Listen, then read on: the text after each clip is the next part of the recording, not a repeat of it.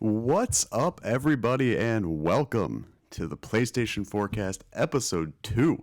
I am your host, Alex Derrickson, and today we've got a big old bevy, cornucopia of news. Got some rumors, some speculation, some price drops, some cool announcements here. Before we get into that, though, I did want to thank everybody who reached out to me both publicly and privately after Episode 1. The support was way more than I expected for this just being me in an extra bedroom doing this kind of in my off time.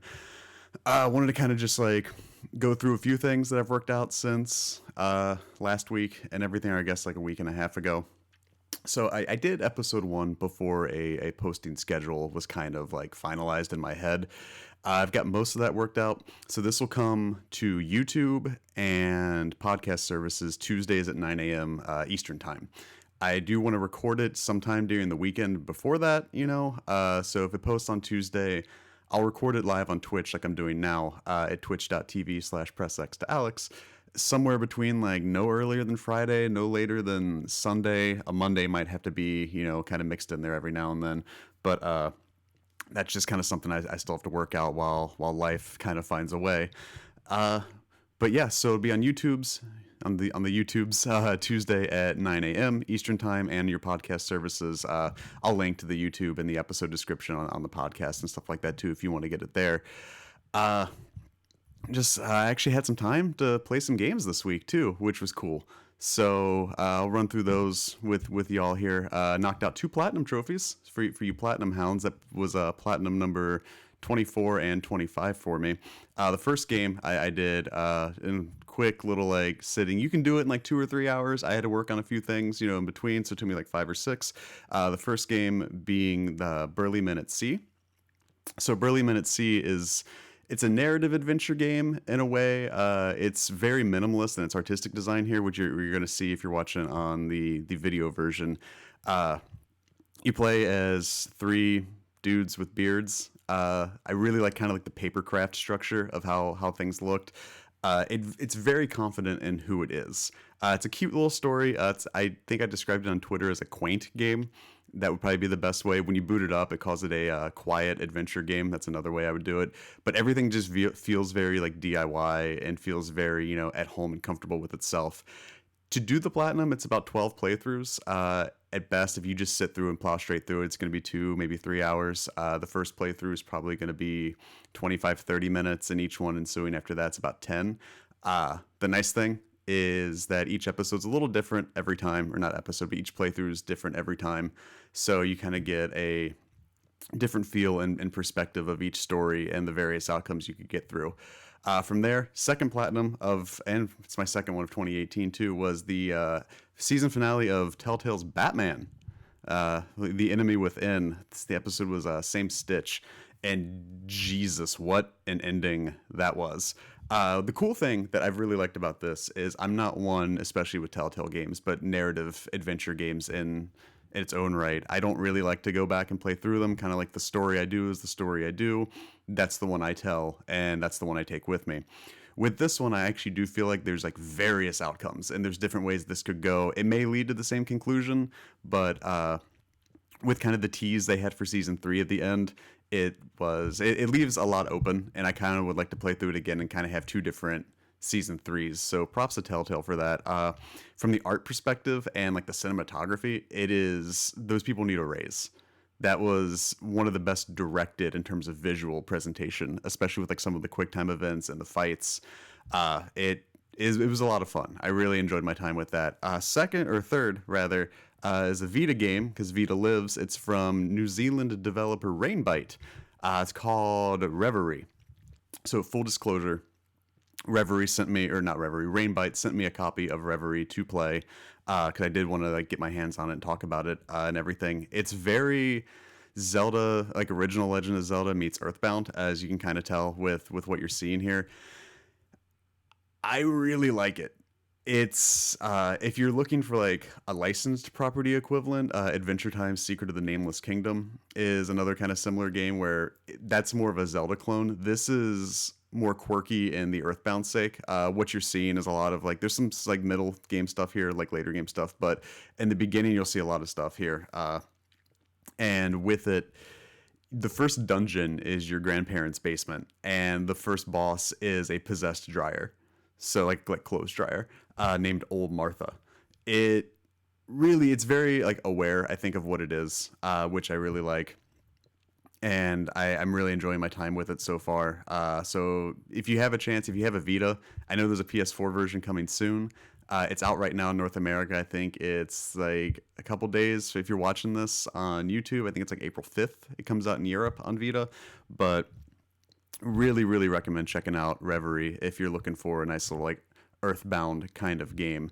I may have spent 20 minutes playing a microwave and air hockey, if that's a selling point. But yeah, definitely a shout out to Rainbite and everything. I'm very much enjoying my time with it.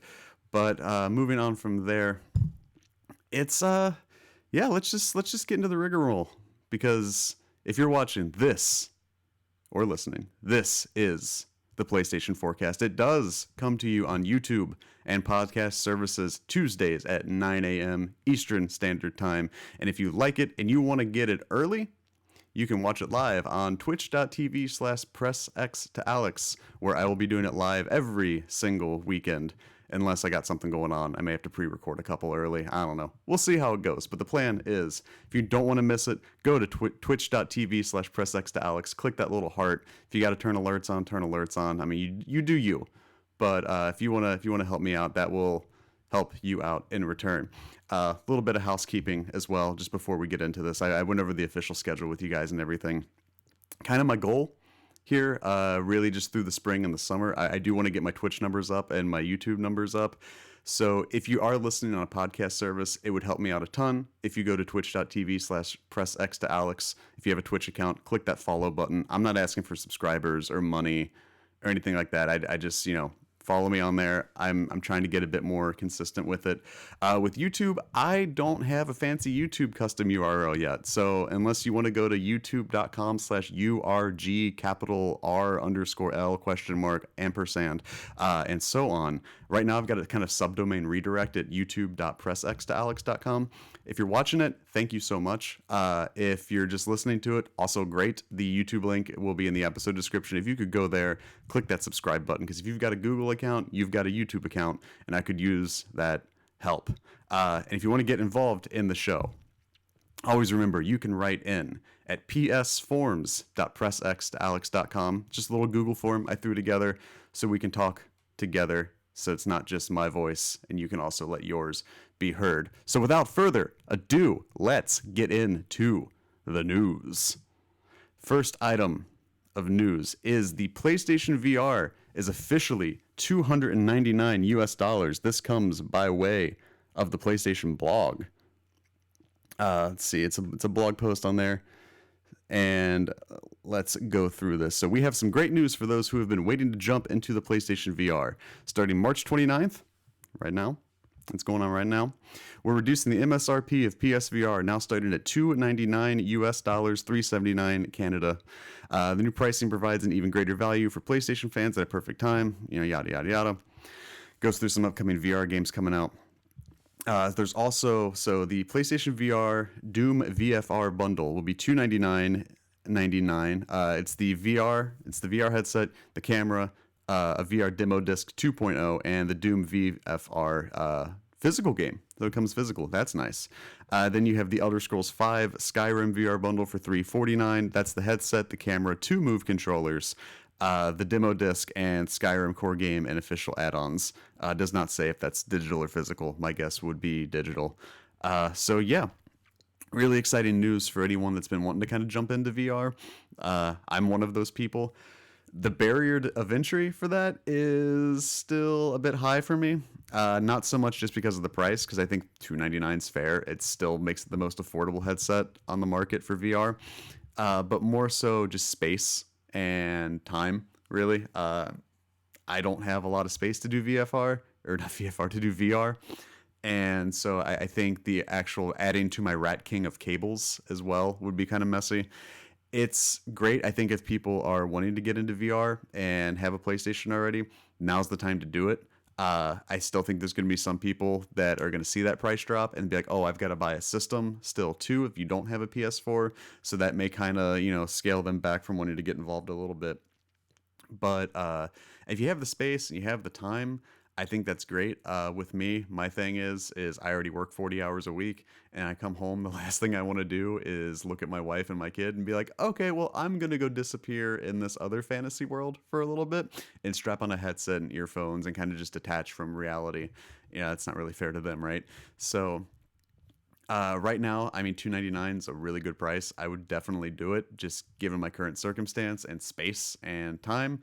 Not really the best time for me right now. But if you've been looking to get into VR, there's plenty for it. There's a lot of free experiences on the PlayStation Store you can just get now while you wait to get your headset. You do you.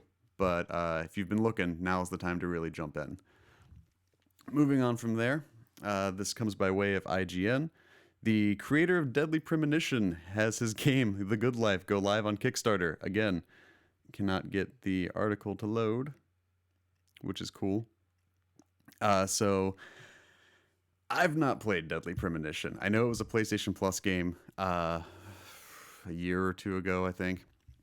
And I've always heard it's like the best worst game. I know there's a lot of people who unironically say it's their favorite game once you kind of lean into just what it is.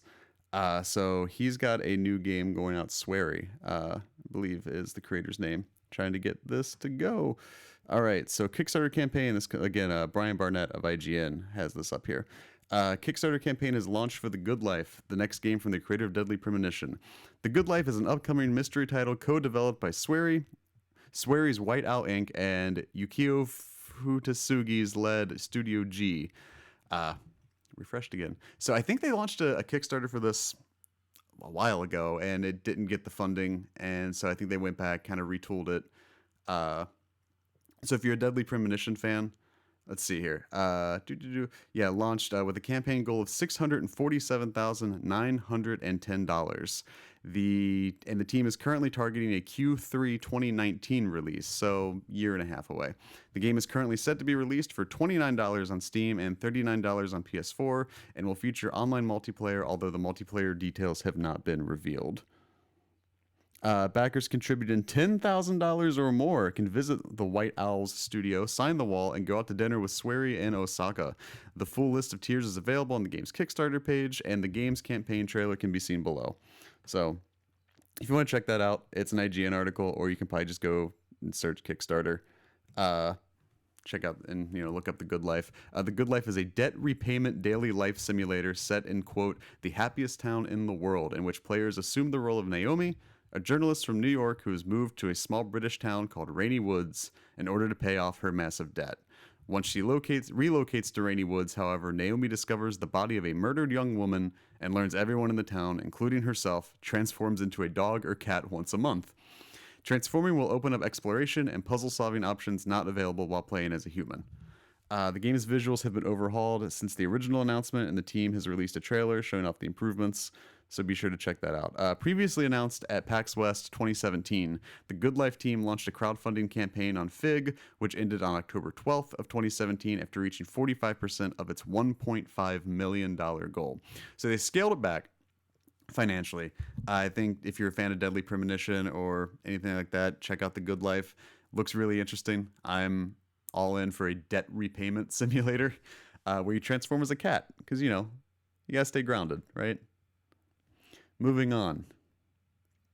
Next bit is a rumor coming out of EA Vancouver that an open world Star Wars game is in development, because if there's one thing everyone in the gaming industry loves, it's EA and Star Wars. So this is kind of comes after the Battlefront controversy, as well as the EA Visceral shutdown too. So this comes from Push Square. Let's see. It wouldn't be a surprise to learn that EA is working on an open world Star Wars game, but thanks to a job listing for EA Vancouver, we now have a pretty big clue that suggests exactly that. EA Vancouver took over development duties on Visceral Games' Star Wars project after the publisher closed the studio last year. Speculation was rife that the game's new direction would see it become an open world title with loot boxes and microtransactions. That's everyone's favorite words right there. And when you attach an open world game, everyone asking, does it have loot boxes and microtransactions?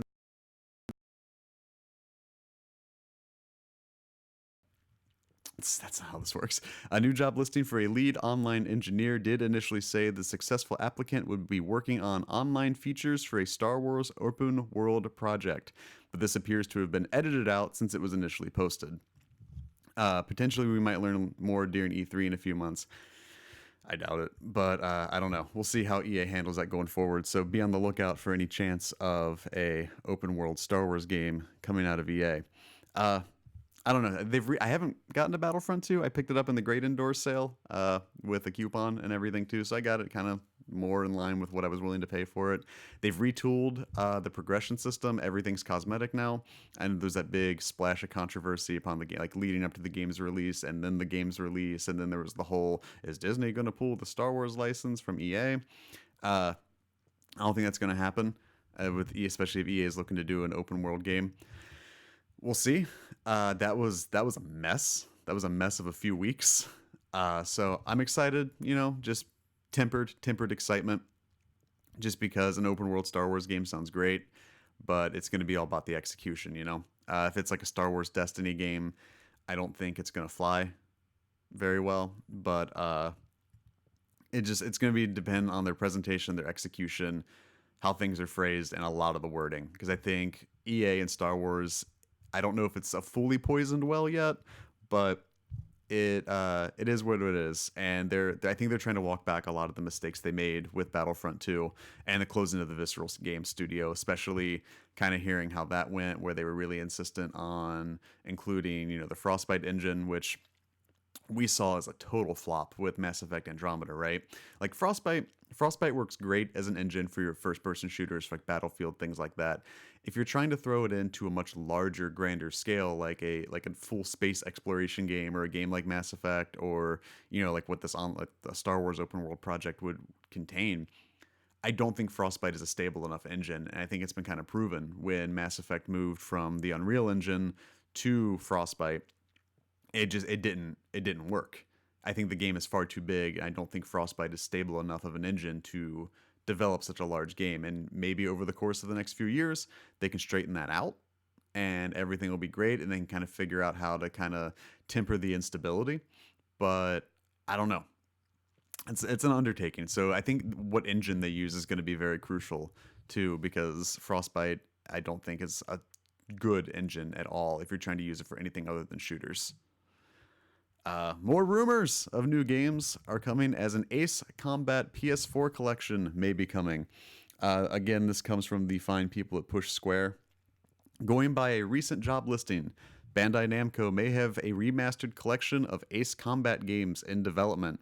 The Japanese listing, as translated by Gematsu, asks for, quote, someone with deep knowledge of the PS2 titles Ace Combat 4 Shattered Skies, Ace Combat 5 The Unsung War, and Ace Combat 0 The Belkan War.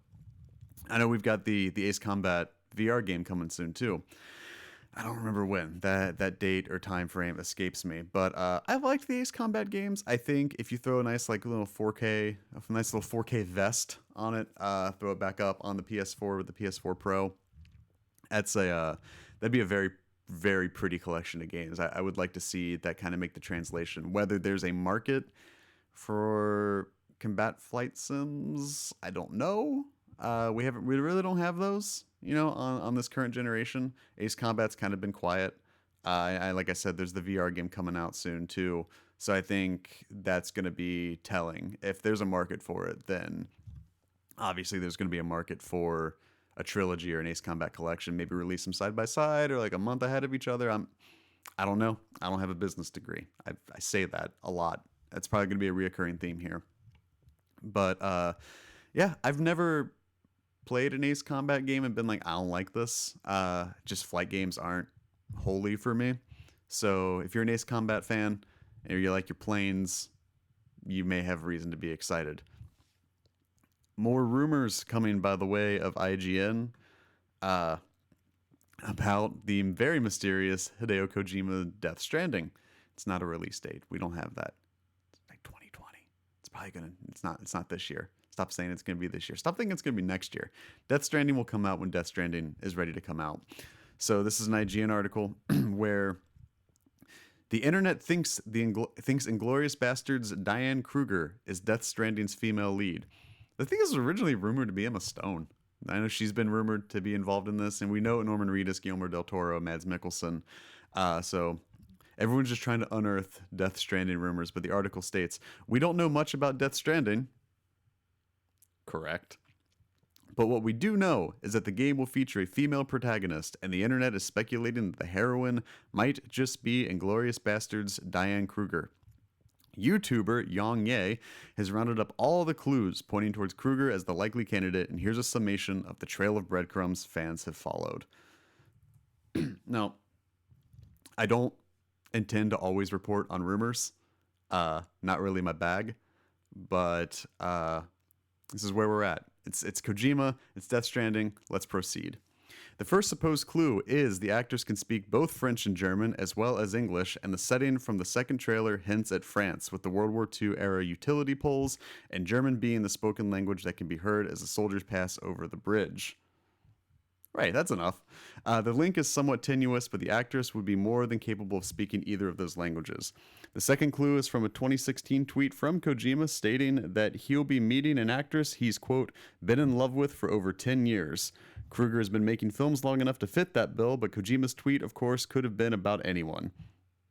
Yang has done a bit of sleuthing and found a photo of Kojima, his assistant Norman Reedus, Norman Reedus. Norman Reedus is not Kojima's assistant. Uh, but let's see here. Yang A points to Kojima's assistant's Twitter account as further evidence. The pictures there show Kruger being gifted studio merch, hanging out with Kojima and director Fatih Akin, who was the studio with Kruger and with whom she's worked previously. Young adds that Kruger uploaded a photo of the trio to her Instagram account, calling the two men legends, the implication being that she worked with Kojima as well as Akin, who directed Kruger in her new film, In the Fade. The last bit of, quote, definitive evidence that Young cites is an Instagram post from the actress in September 2017 suggesting Kruger has been working on a mocap project for some time. As he draws the conclusion, the project is Death Stranding. He also points out that the gloves are exactly the same as those we saw Norman Reedus wearing in his mocap photos for the trailer.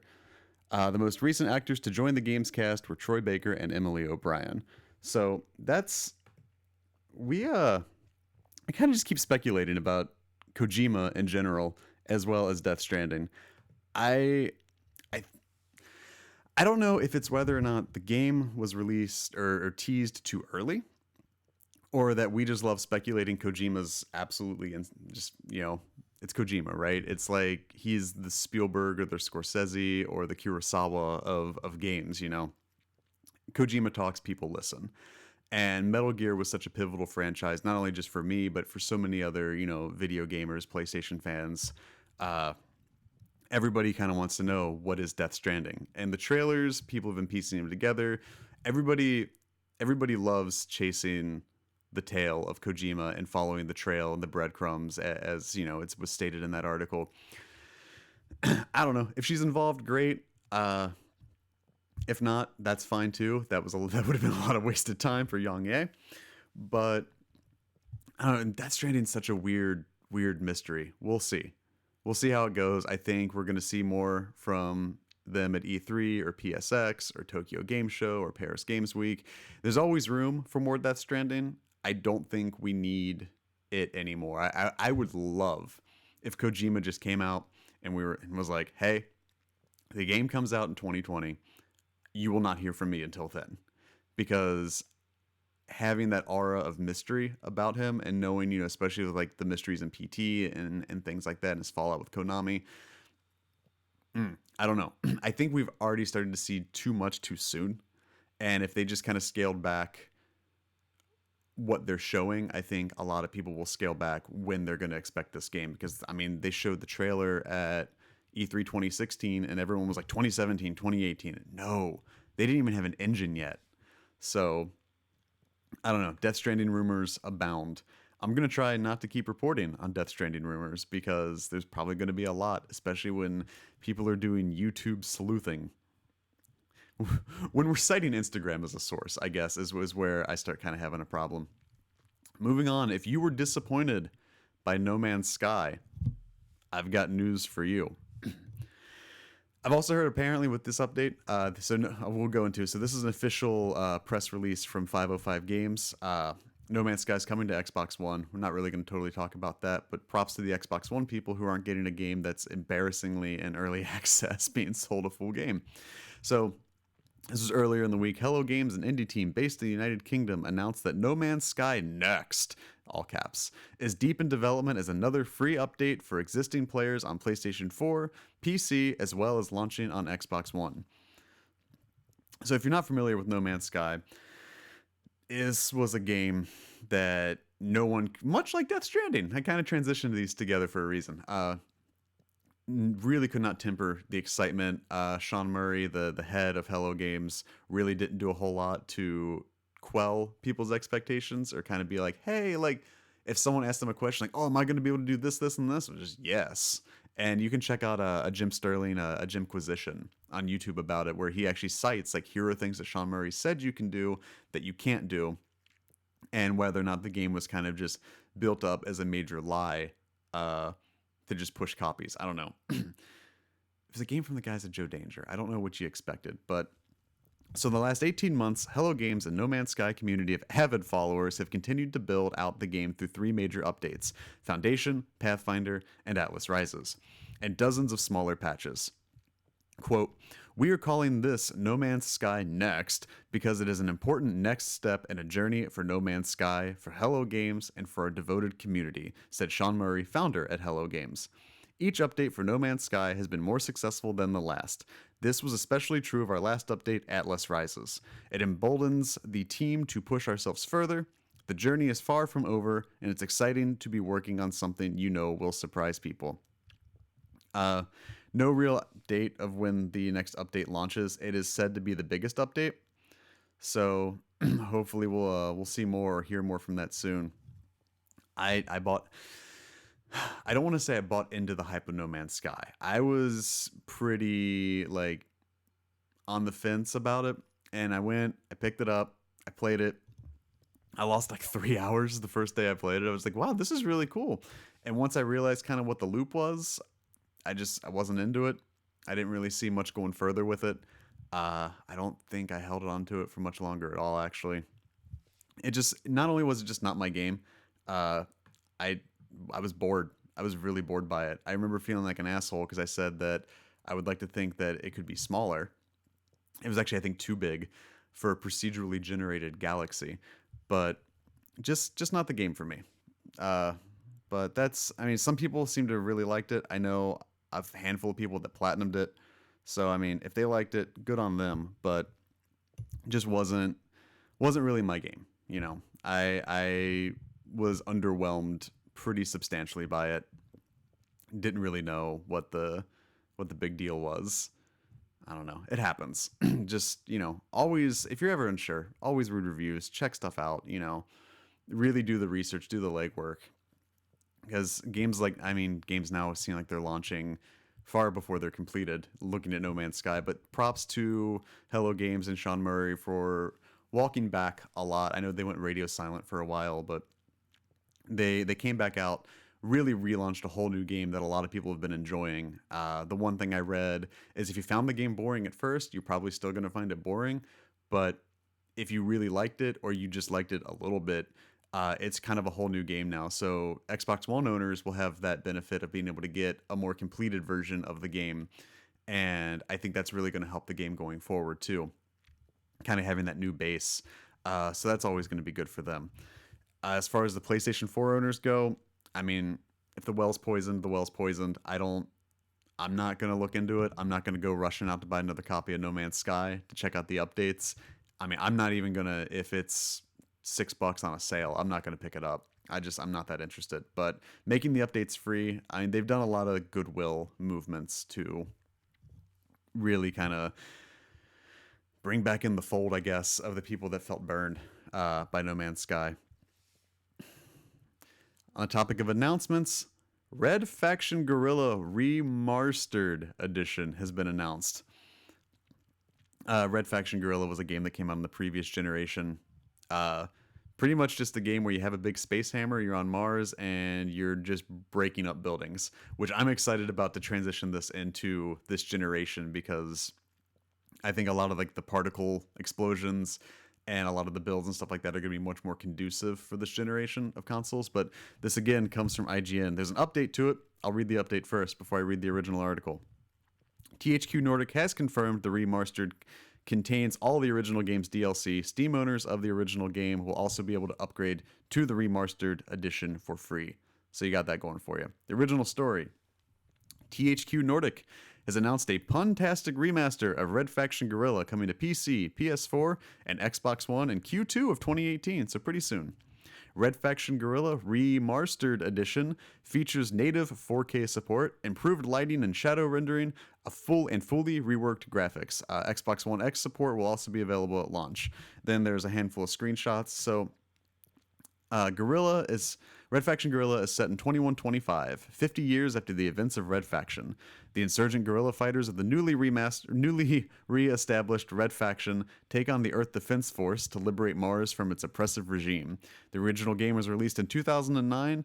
Let's see, and it was well received. It's not clear if the remastered edition will include the 3 DLC, which is the update. So the DLC packs will be included, and it comes out in Q2 of this year. I mean, I missed it on Guerrilla. I loved what I saw of it. I never got a chance to really get hands-on with it or anything. That was more of a time when I was in the gaming retail space and did not like video games a whole lot, partially because I was just around them all the time. Stuff like this is fine now. So I'm excited to kind of get back into it, really see how well it transitioned, because I really liked the particle effects, the destruction, the physics, and things like that. I thought it was built on really good bones. And so moving this over to having native 4K support, reworked graphics, and things like that, kind of a modernization of it, it's going to bring a lot of new people to the game, but I think it's going to bring a lot of the people who maybe have missed the boat or really, really enjoyed it kind of get back into it. Brings me to a thing, though. These are not tangentially even the same publisher or anything like that. Where the fuck is my remaster of Spec Ops: The Line? Arguably the best game of 2012. Like, I'm not even going to say arguably. That was my favorite game of 2012.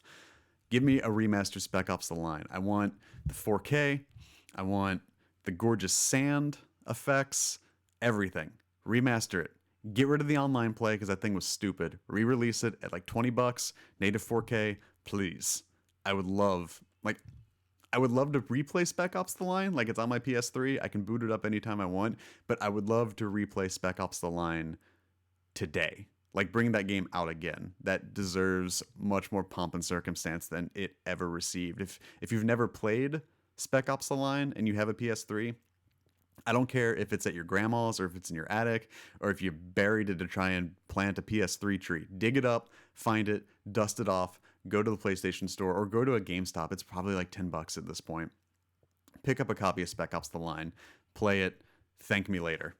It's a phenomenal game, and I think a lot of people missed it just because either the online play was tacked on. It was very bad. It didn't need to be there, but it is one of the strongest, third-person shooters, I think, in the pantheon of games that came out just in the last console generation.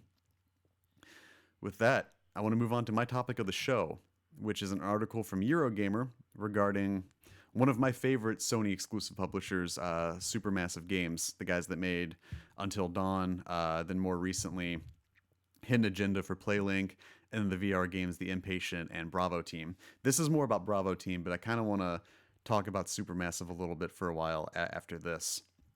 So this comes from Tom Phillips of Eurogamer. The article is called "What Went Wrong with PSVR Exclusive Bravo Team, the quote Halo of VR Shooters." So these are from sources within Supermassive. So I'm going to read a good chunk of this because it's a really good article. You should check it out. Bravo Team, the PlayStation VR shooter from Until Dawn developer Supermassive Games, launched earlier this month to critical mauling and disappointment from fans hoping for another game of Until Dawn quality. Early glimpses looked bland at best, but Supermassive's recent track record suggested Bravo Team could or should still turn out okay. Let's see. But this time this didn't happen. Bravo Team launched in a state, and in Eurogamer's review, Ian branded the game, quote, an astonishingly bad VR shooter from a team that should know better. It's the last part which intrigued me, the writer. Here was a studio which had form in Until Dawn and other VR efforts like Tumble VR and Rush of Blood. By contrast, Bravo Team arrived riddled with glitches, featuring dull levels, a dreary art palette, and laughable enemy AI. What had gone so wrong here? Speaking to Eurogamer under condition of anonymity to protect their jobs, Supermassive staff have painted a picture of a project which felt doomed from an early stage, of a studio which feels increasingly overworked, and a management too focused on maintaining the place and the spotlight Supermassive secured with 2015 Until Dawn still the studio's biggest claim to fame. So before I get back in to the to the article here, Until Dawn was one of my favorite games of 2015. I was kind of in a really bad space. I'd fallen out of games. I'd just quit my job in a gaming retail space maybe a year before that.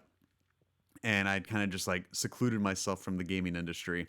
And I just didn't want anything to do with it. I caught wind of Until Dawn, which had about 5 years or 5 years to be developed. I think it was first shown in 2012 as a PlayStation Move game for PS3. So for it to move to the next generation, I think they had a lot of time to work on that.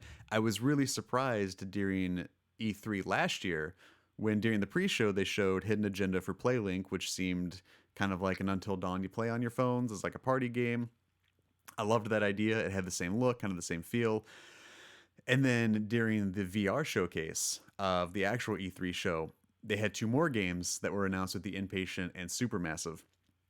And Bravo Team and the Inpatient.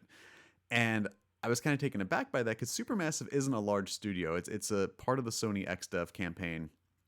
And I know they don't have a massive team. So to see that they had 3 games coming out and really what was supposed to be 2 games in 2017 and then Bravo Team in 2018. But then the Inpatient was pushed to January and was kind of met with middling, kind of fair reviews. But to see that they had put out Until Dawn, had 5 years really to work on that roughly, and then we're going to release 3 games in the span of 4 or 5 months. I was kind of like, okay, I think they're overworking themselves or they're trying to capitalize too much on the Until Dawn fame, which really seems to kind of be what have happened here. So going on further, it's no secret Until Dawn turned out better than anyone had expected. Played a PS3 build of Until Dawn back at Gamescom 2012 when it was still a PlayStation Move game. And it was, to put it kindly, extremely rough. This goes on. Until Dawn arrived polished to rightful praise for its visuals, Hollywood cast, overall cinematic feel. Supermassive had pulled off a stunning turnaround, secured by far its biggest hit to date, and won a reputation for suddenly being able to deliver games with a movie-like quality.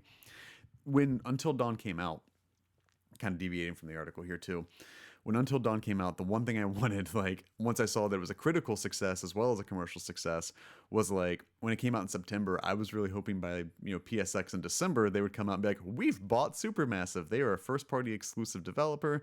We own them. They're going to develop for us going forward. They're going to be put into the same, realm that we have of Sony San Diego, Sony Santa Monica, Gorilla, Bend, all the other, publisher, Media Molecule, all the other developers and publishers or developers rather, that work exclusively with Sony. Supermassive, I really feel, kind of deserves to be under that same umbrella.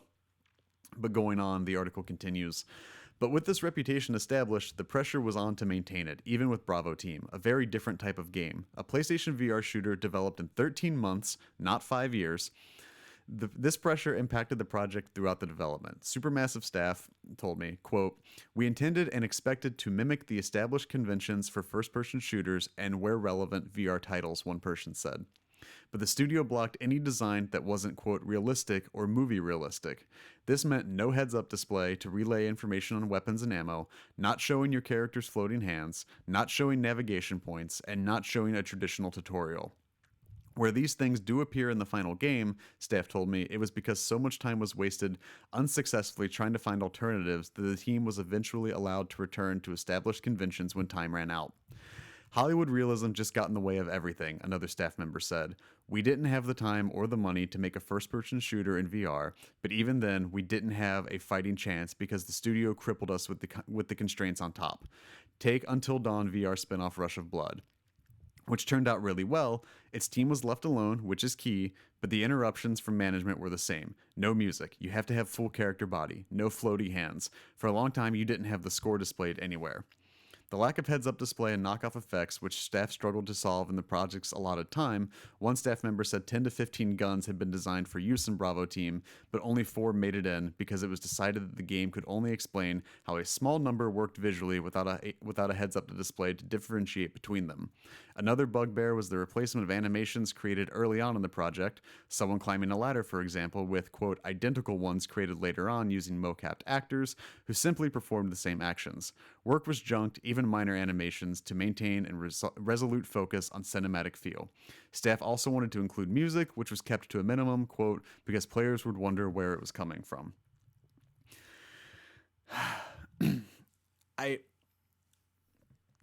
If management wanted to capitalize on the success of Until Dawn, I'm not going to keep reading the article. It's pretty long. Check it out. It's on Eurogamer. What went wrong with Bravo Team? So, I don't know. I feel bad because I really love Supermassive. I really want them to succeed. I want them to capitalize on the success they had with Until Dawn. But I think the best course of action for that would be Until Dawn, to keep doing the same thing. And we kind of see it with Hidden Agenda to a far lesser extent with The Inpatient, and to an even not even close with Bravo Team. And they're not getting the same development time. I don't think a team that got 5 years to make one game should have to churn out one game in 13 months, Hidden Agenda on top of that, and The Inpatient, really trying to churn out 3 games in a very small window of time. And the thing with Until Dawn that I think goes very overlooked is it was a product of the Decima engine, which was the same engine that was used in Horizon, the same engine that's being used in Death Stranding. They got, I think, a different version. They got more the version that was akin to Killzone Shadowfall, which I think you can see with the particle effects, the lighting, and things like that. But that's been updated since then. I mean, we've seen what Horizon's capable of in that engine, and we see what Death Stranding's going to be capable of in that engine. Granted, Until Dawn used Havoc for its physics, but if you've got an upgraded version of an already great engine that you've worked with or familiar with, I know they used Unreal for the VR games, but work with that. Like, get back into that engine and make another game that's similar to Until Dawn. Like, you've got your bread and butter kind of just waiting for you. You've got basically a license to print money with a follow-up to Until Dawn. Even if it's just Until Dawn 2, it doesn't have to be another Cabin in the Woods kind of game. It doesn't have to be a bunch of teenagers. It doesn't have to cater to a lot of like 80s horror tropes or anything like that. Like, use the same formula kind of and just make it fall in the same franchise. It can be a standalone tale. But the workings and the structure and the bones for Supermassive to be successful is there, and it really just seems like they kind of got in their own way. So I hope that we don't see them get shuttered in the same way that like Sony's done with Zipper, or that Sony did with Evolution, the MotorStorm guys after Drive Club. And I don't think they have the propensity or the ability to do something like that. But if they want to, pick up Supermassive and everything, now would be the time to do it. I don't think their name's tarnished.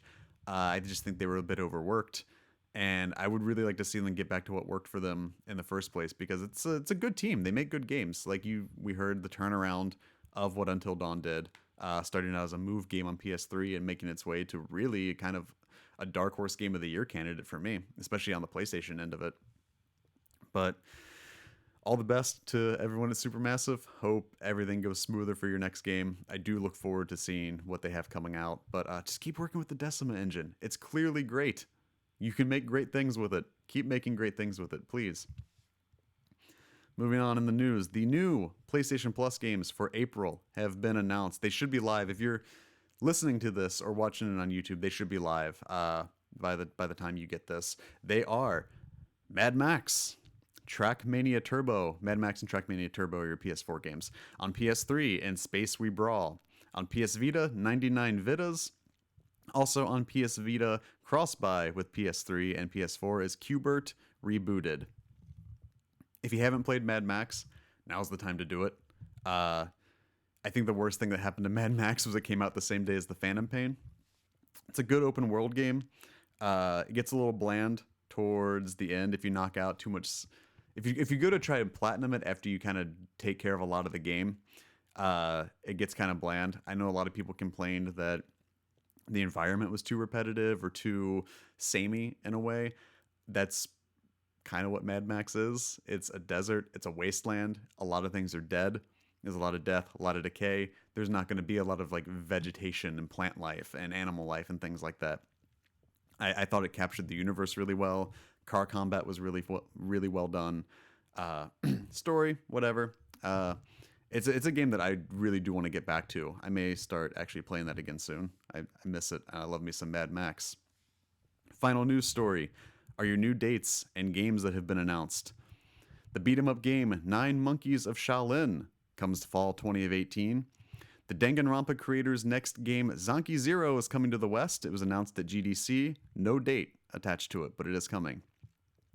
Night School's follow-up to Oxenfree, After Party, the game in which you try to outdrink death and hell is a bar, is confirmed for 2019. Dragon Quest XI, Echoes of the Elusive Age, is coming September 4th, 2018, to North America and Europe. Lego The Incredibles comes June 15th, 2018. The apocalyptic action-adventure murder mystery Omen Sight is coming soon. Your Call of Duty World War II DLC pack number 2 is coming April 10th. This includes levels in Egypt, Dunkirk, and Operation Husky, which is a new war mode offering. It starts on the ground, lets you shoot planes out in Sicily, so it goes into a dogfight. They've kept the dogfighting stuff kind of under wraps, probably because they want to showcase that later.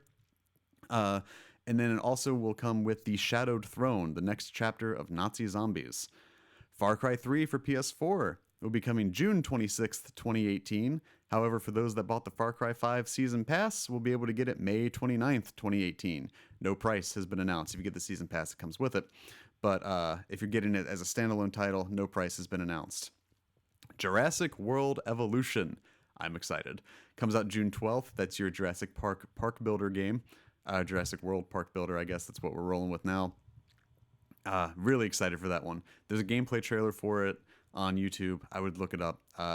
If you're into like SimCity and Jurassic World, definitely go that route. Team-based steampunk aerial shooter Guns of Icarus Alliance comes to PS4 May 1st. Action game New Gundam Breaker comes to PS4 June 22nd. And Telltale's The Walking Dead, the final season, will premiere later this year, with more information coming in the PAX East panel Friday, April 6th at 12:30 p.m. Eastern Standard Time. So if you're a Walking Dead fan, keep your eyes peeled, because there is final season information coming your way very, very soon. New games coming out this week for April 3rd. We have Adventure Pals.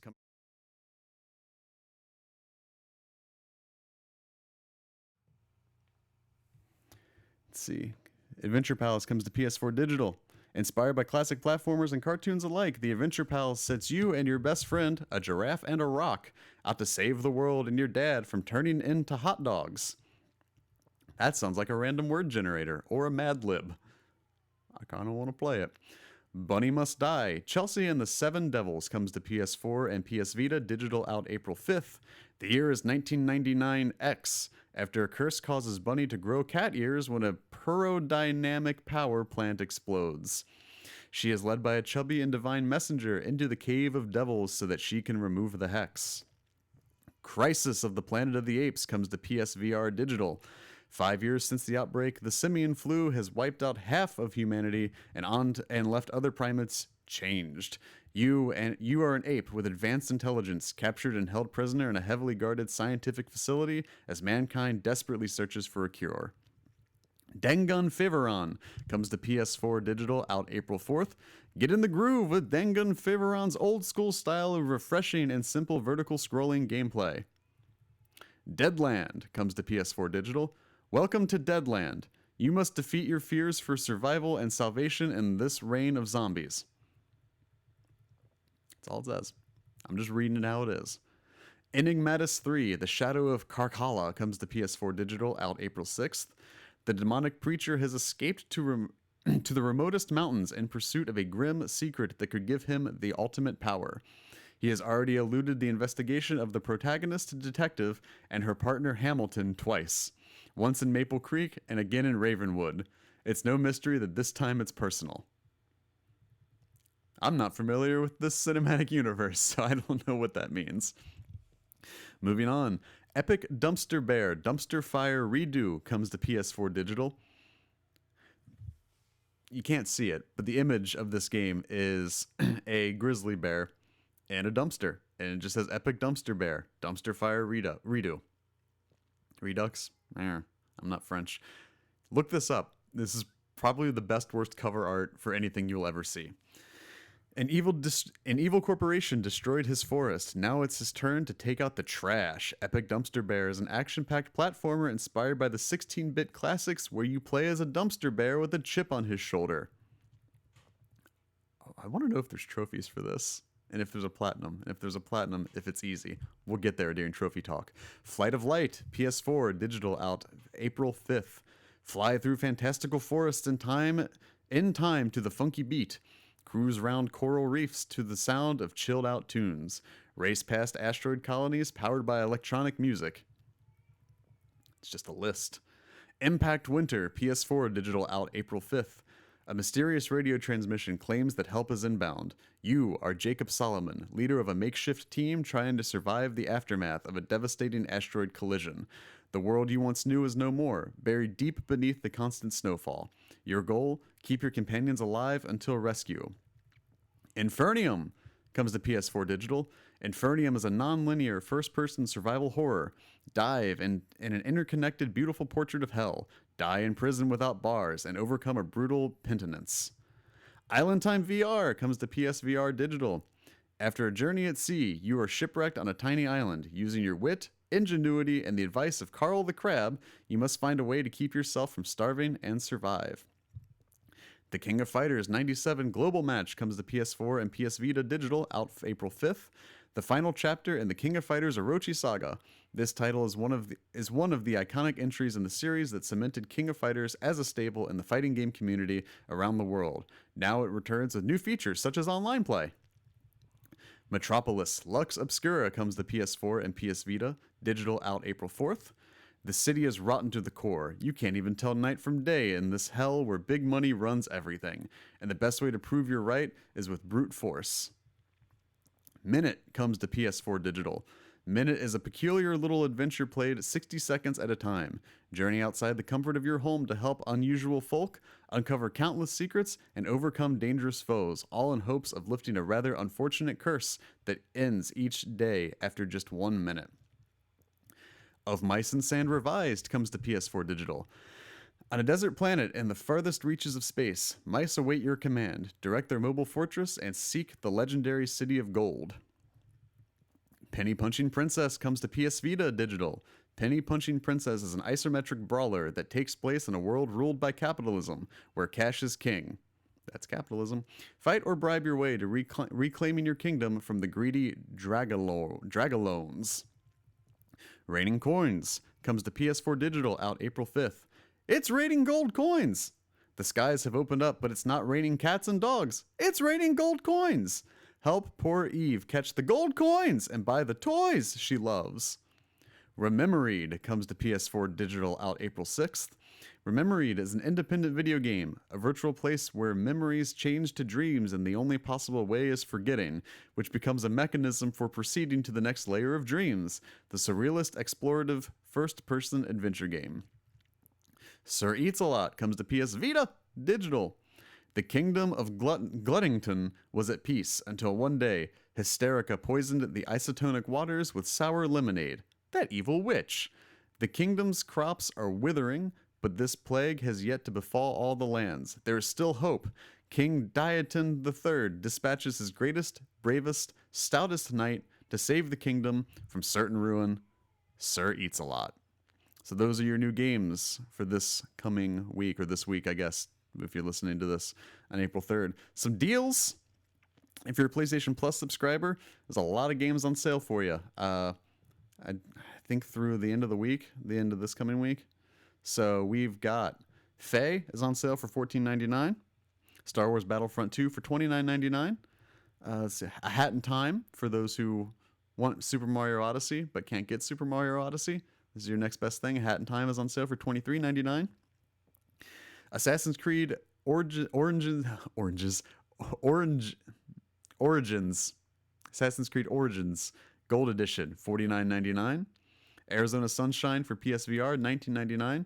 Assassin's Creed Origins. I've called it Oranges so many times I can't not do it. It's $29.99, just the regular edition, or the deluxe edition's $34.99. Bastion's on sale for $374. Batman: The Enemy Within Season Pass is $12.49. I would get that. Bubsy: The Woolly Strike Back is $9.99. That's one you can not skip, or I guess you can skip and not pay money for. Danganronpa 1 and 2 Reload, $23.99. That is, I love the Danganronpa games. Love them. Buy Danganronpa. Support them. Gang Beasts is on sale for $14.99. Hellblade's Sinuous Sacrifice, $20.99. Inside is $5.99. Last Day of June, $11.99. The deluxe edition of Life is Strange Before the Storm is $14.99, or the regular edition is $10.99, or $10.19 rather. Then there's just about every Metal Gear game under the sun is on sale. So a lot of good deals, a lot of good games on sale. So you got that going for you, which is nice. Before we wrap up, let's get in to trophy time. Trophy talk, I guess. I loaded up Crisis of the Planet of the Apes for VR. You got a platinum trophy in there. It's complete the tutorial level, complete the main entrance, complete the prison camp. Let me see here. Complete the slaughterhouse, complete the rooftops. It looks like it's a lot of chapter completions. So that's good. And then I loaded up Roller Coaster Tycoon Joyride. That's also got a platinum. A lot of completions, a lot of just riding rides. Build and ride a lifetime. It's unlockables. Complete all mission. Obtain a 3-star rating in all missions. Complete all canyon collectibles. And then finally was Island Time VR. So it's again, craft your first tool, die in under 10 seconds, die 20 times, survive 5 minutes, 10 minutes, 20 minutes, destroy the boombox, cook a seagull.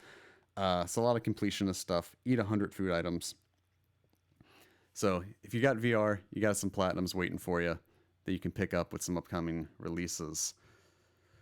Well, with that, this has been the PlayStation Forecast episode 2. Thank you for joining me. If you join me live on twitch.tv/pressx2alex. The show does come every single Tuesday at 9 a.m. on YouTube and various podcast services. If you like it, you can get it early by going to twitch.tv/pressx2alex, where you can watch it live as I record it. If you want more thoughts in the written form, you can go to my blog at pressx2alex.com. Until next week, thank you guys. Take care.